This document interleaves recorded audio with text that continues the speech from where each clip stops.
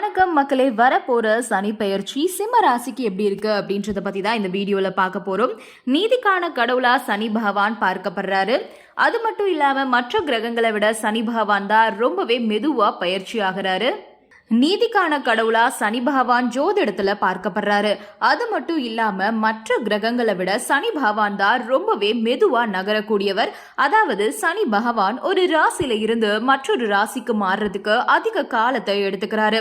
அந்த வகையில சனி பகவான் வர மார்ச் 29 கும்ப ராசியில இருந்து மீன ராசிக்கு பெயர்ச்சி ஆகிறாரு. ஏறத்தாழ 30 ஆண்டுகளுக்கு அப்புறமா சனி பகவான் மீன ராசிக்கு வருகை தராரு. சிம்ம ராசிக்காரவங்களுக்கு சனி பயிற்சி உங்க ராசியில இருந்து 8ஆம் வீட்டுல நிகழப்போகுது. இந்த பயிற்சி மார்ச் 29 நிகழப்போகுது. அதோட சனி ஜூன் 3, 2027 வரைக்கும் மீனத்துல இருப்பாரு. இந்த பயிற்சி உங்க ராசிக்கு அவ்வளோ அனுகூலமா இல்ல. இருந்தாலுமே அதிக எதிர்பார்ப்புகளை வளர்த்துக்காதீங்க. உங்களோட முயற்சிகள்ல நீங்க சில தடைகளை சந்திப்பீங்க, தாமதங்களும் சந்திக்கலாம்.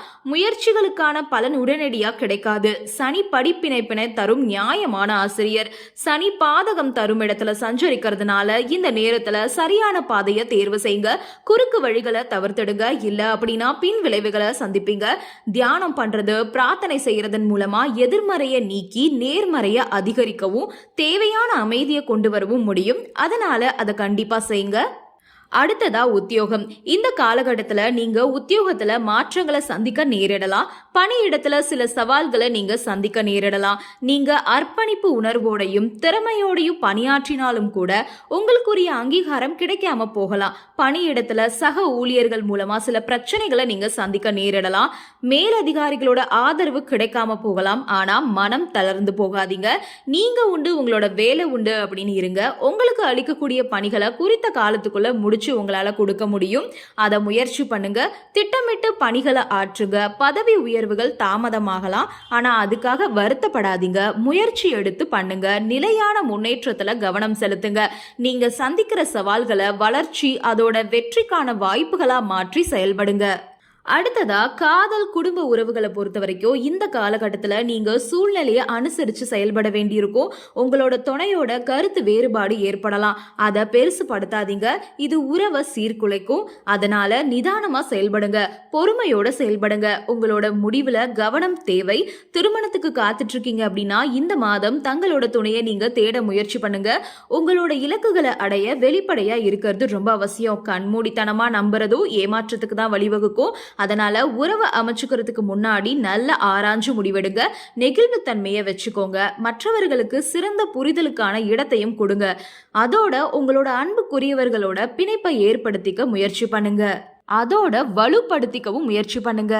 அடுத்ததா திருமண வாழ்க்கை. திருமணமான தம்பதிகள் தற்காலிக சவால்களை சந்திக்க நேரிடலாம். நீங்க நினைக்கிறது மாதிரி, திட்டமிடுறது மாதிரி எந்த விஷயங்களும் நடக்காம போகலாம். அதனால பொறுமையோட செயல்படுங்க. கருத்து வேறுபாடுகளை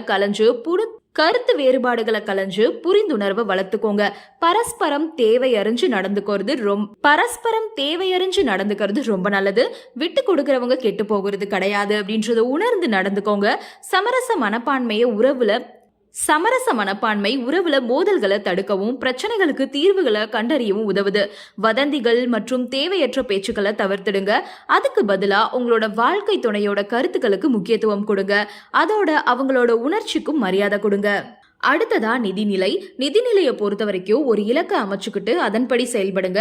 செலவுகள் அதிகரிக்கலாம். அதனால செலவை கட்டுக்குள்ள கொண்டு வர முயற்சி பண்ணுங்க. தேவையற்ற செலவுகளை மேற்கொள்ள வேண்டாம், தவிர்த்திடுங்க. சேமிப்புக்கு முன்னுரிமை கொடுங்க. எந்த ஒரு முதலீட்டுக்கு முன்னாடி முழுமையான ஆராய்ச்சியில ஈடுபடுங்க. அதோட அவசரம் பட வேண்டாம். குறிப்பா ஷேர் மார்க்கெட் ஒப்பந்தங்கள், பிற வர்த்தக நடவடிக்கைகள்ல பெரிய முதலீடு செய்யறதுக்கு முன்னாடி நிதி நிபுணர்கள் கிட்ட ஆலோசனை பெறுங்க. உங்களோட எதிர்பார்ப்புகளுக்கு ஏற்ப லாபம் கிடைக்கலாம், கிடைக்காமையும் போகலாம். அதனால புதிய முயற்சிகளுக்கு இது சரியான நேரம் கிடையாது. மற்றவர்களுக்கு நிதி உதவி வழங்குறத தவிர்த்திடுங்க. இல்ல அப்படின்னா நீங்க தடைகளை சந்திக்க நேரிடலாம். பொறுப்புடனும் எச்சரிக்கையுடனும் இருங்க. அதோட உங்களோட நீண்ட கால பொருளாதார நலனுக்கு முன்னுரிமை கொடுங்க. அடுத்ததா மாணவர்கள். இந்த காலகட்டத்துல மாணவர்களுக்கு படிப்புல ரொம்பவே ஆர்வம் அதிகமா இருக்கும். அர்ப்பணிப்பு உணர்வோட படிங்க. மாணவர்கள் சிறப்பா படிச்சு தங்களோட கனவுகளை நனவாக்கி கொள்ள இந்த காலகட்டம் ரொம்பவே ஏற்புடையதா இருக்கு.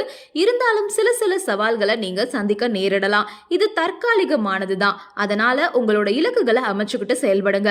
சோதனைகளை விட்டுறாது. சோதனை வந்துச்சு, சோதனைகளை கண்டு விட்டுடாதீங்க. மனம் தளராதீங்க. வெளிநாட்டுல போய் படிப்பை தொடர விரும்புறவங்க பல்கலைக்கழகம் நிறுவனத்தை பத்தி நல்லா யோசிச்சு பல்கலைக்கழகம் நிறுவனத்தை பத்தி நல்லா தெரிஞ்சுக்கிட்டு அதுக்கப்புறமா போய் படிங்க. போட்டித் தேர்வுகளுக்காக படிக்கக்கூடிய மாணவர்கள் தங்களோட தேர்வுல தேர்ச்சி பெறறதுக்கு கொஞ்சம் கடினமாவே உழைக்க வேண்டியிருக்கும். அடுத்ததா ஆரோக்கியம். சுவர் இருந்தாதானே சித்திரம் வரைய முடியும். உங்க ஆரோக்கியம் சிறப்பா இருந்தாதான் நீங்க சிறப்பா செயல்பட முடியும். அதனால வேலை அப்படின்னு இருக்காம ஓய்வுக்கு கொஞ்சம் நேரம் ஒதுக்குங்க. முறையான உணவை எடுத்துக்கோங்க. உங்களோட ஆற்றலை நிலையானதா வச்சுக்கோங்க. வாகனம் ஓட்டும் போது கவனமா இருங்க. விபத்துகளை தவிர்க்க அவசரமா வாகனம் ஓட்டுவதை தவிர்க்கவும். அவசரமா வாகனம் ஓட்டுறதை தவிர்த்திடுங்க. சின்ன காயங்கள் கூட மெதுவா குணமடையும். அதனால நீங்க முழுமையா குணமடைய நீண்ட நேரம் ஆகலாம். யோகா இல்லனா தியானம் போன்ற செயல்பாடுகள் உங்களோட அன்றாட நடவடிக்கைகள்ல ஒரு பகுதியா இருக்கணும். இது வலுவான ஆரோக்கியத்தை பராமரிக்க உங்களுக்கு உதவும் காரணியா செயல்படும். உங்களுக்கான பரிகாரங்கள்னு பார்த்தோம்னா, சனிக்கிழமைகள்ல உடல் ஊனமுற்றவர்களுக்கு உணவு தானம் பண்ணுங்க. ஒவ்வொரு சனிக்கிழமையிலுமே விநாயகர், ஹனுமன், சனி பகவான பிரார்த்தனை பண்ணுங்க. தினமும் ஹனுமன் சாலிசாவை படிங்க. சனிக்கிழமைகள்ல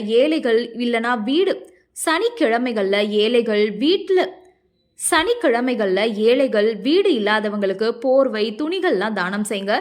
சனிக்கிழமைகள்ல மது, அசைவ உணவுகளை தவிர்த்திடுங்க. நாய்கள், காக்கைகள், பறவைகளுக்கெல்லாம் சனிக்கிழமையில உணவு, தண்ணி கொடுங்க. முதியோர் இல்லங்களுக்கு போய் தொண்டு செய்யுங்க. இதெல்லாம் செய்யறதன் மூலமா சனி பகவானோட ஆதிக்கத்திலிருந்து நீங்க விடுபட முடியும். இந்த சனி பயிற்சி உங்களுக்கு எல்லா பலன்களையும் கிடைக்கிறதுக்கு இந்த சனி பயிற்சியில உங்களுக்கு எல்லா பலனும் கிடைக்கிறதுக்கு வாழ்த்துக்கள். நன்றி, வணக்கம்.